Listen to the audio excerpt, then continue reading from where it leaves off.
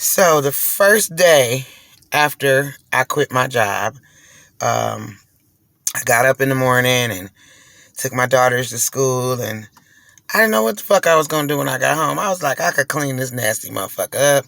Because when you work, you just spot clean. You clean the bathroom, you do your laundry, you clean your kitchen. I said, well, I'm going to clean my house up. Well, that started to, I'm going to remodel this motherfucker.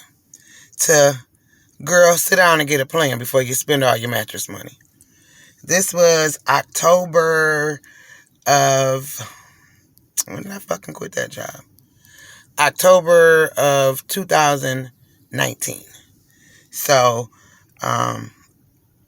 I quit, and I'm sitting at home trying to figure out a master plan about what I'm going to do, how I'm going to do it, and from that point forward, life just resumed how it was supposed to go. I got some connections, started getting my house cleared out, but I still didn't know what the fuck I was going to do. I got a whole degree, a whole couple of degrees, and I wasn't utilizing them. So my first degree as a paralegal, I had a couple customers that I call customers now that needed bankruptcies filed. I pulled out the paperwork, filed their motherfucking bankruptcy, figured out the bankruptcy people was charging $700 to get it started. Give your girl $4, and I'm going to file your paperwork. Now, if you need court appearances or anything other than that, we'll discuss a different fee at a different time. So that took off.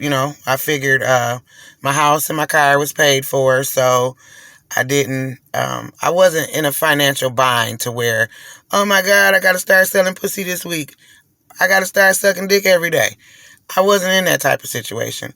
I was more in an uncomfortable situation because I didn't see the path of where I was going. I'm like, yeah, I could do this legal shit all day long in my sleep. How many people are going to need you to do this shit?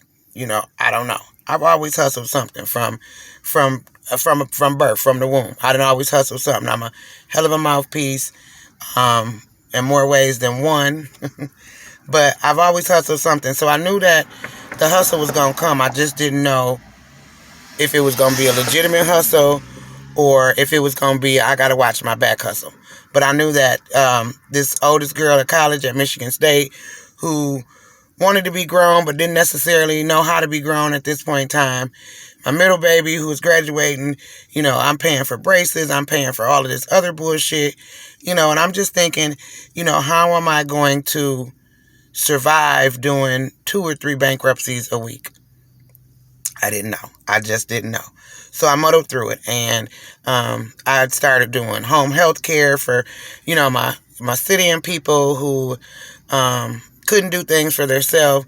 I've always done taxes. I had my tax clientele. I went back to braiding bitches' hair, which I absolutely despise. But and I smoke weed every day. So I needed to be able to smoke my weed every day, buy groceries. I needed to do a lot of things. So my hustle hand was real hot. I was messing around with this nigga that just didn't understand the benefit of being a hard worker. He felt like me quitting my job was like the worst thing that could have ever happened to him. But you know what? As time went by, we heading towards Christmas. I said, you know what, Lord? You ain't brought me out here to let me go. And my kids were accustomed to a certain type of lifestyle. So I maxed out my credit card so we could afford Christmas. My mother was telling me, baby, get this unemployment. You are unemployed, and, your work situation was so crucial that they shouldn't deny you. I told her, Mom, fuck that. I said, I'm going to get it how I live. So, like I said, I kept the hustle hand. I kept doing bankruptcies. I kept doing divorces, eviction papers, whatever legal you needed, just legal advice, So I said, we're going to call this hood consulting, because anything that can be done in the hood that would benefit anybody, I'm going to find you a link to it and I'm going to put you on it. So I set my pay at $20 an hour, which was lower than what I was making, but affordable for people who needed me. And if you couldn't or didn't have money, what I did was I set up more similar to like a barter or pay a buy here, pay here service, which if you needed something done, there's a lot of people who were starting businesses at the time, had no idea how to fill out LLC, sole proprietorship, tax paperwork. I got you. Now, if you can't afford to pay my fee up front, I'm asking for 3% of your company up front. 3% ain't bad. And this way, you know that I'm working for you, because a lot of people, you get involved in shit and you don't know what's going on. So, anywho, that carried me. Until that worked for me. I was making a nice little monthly income. I could pay a 4 week. It was like we hadn't missed a beat. I was able to pay off my credit cards I maxed out for Christmas, and I said, you know what, Lord, thank you. You never ever leave me. So from this point, I decided, okay, let's expand. So I wanted to get my daughters involved because I am all about generational wealth. And I didn't want my daughters to see me as a quitter because I did quit my job.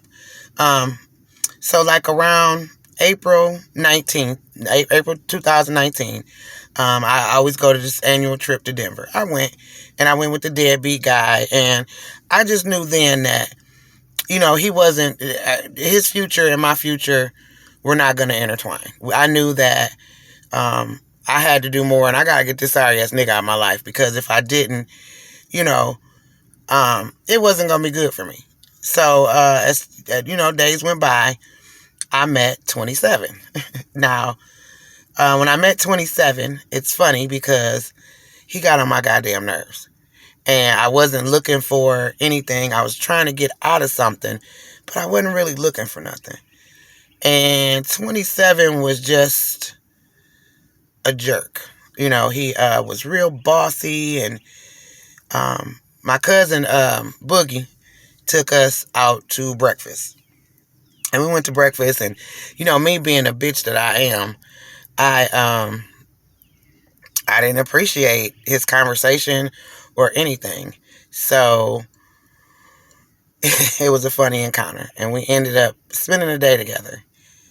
A very, very different type of guy than what I was used to. Nigga pulled my chair out. I tried to fight him for the chair. The fuck are you doing? Okay, he's coming now. So I will continue later.